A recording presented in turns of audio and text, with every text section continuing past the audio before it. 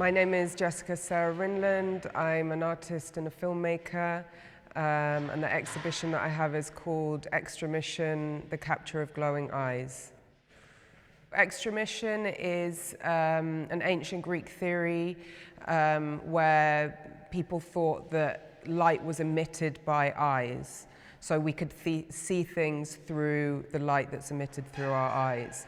And the idea of using that as a title comes from a lot of these images that you're seeing from George Shiras, but also the camera traps, the contemporary camera traps.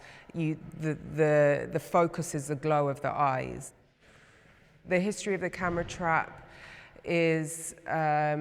comes from George Shiras, who was a photographer in the mid-1800s, who appropriated a way of hunting from the Ojibwe tribe in the United States of America in Lake Superior. The way that they would hunt would be to sit at night in a canoe in the middle of the lake, and they would have fire at the front.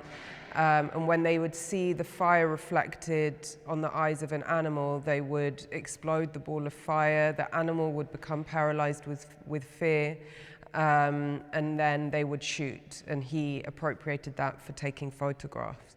You walk through the exhibition and you get to a 2-channel video projection.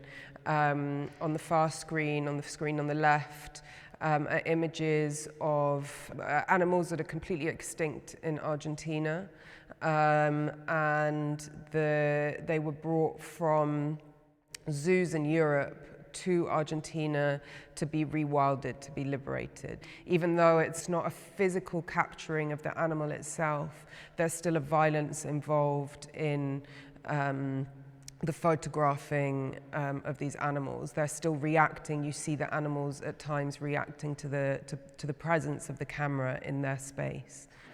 In my work, I tend to focus on the relationship between museological conservation and ecological conservation, and how these two things interact and link together. The film that's also showing at Rotterdam, that's called Monólogo Colectivo, or Collective Monologue, is about the relationship between carers and animals in zoos and animal rescue centres, and also touches on the history of zoos, which is very similar to the history of museums.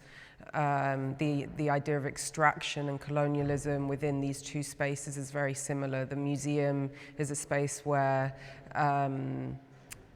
specimens and artifacts are mostly seen as dead, and in zoos it's living creatures. But they're histories that are very much entwined.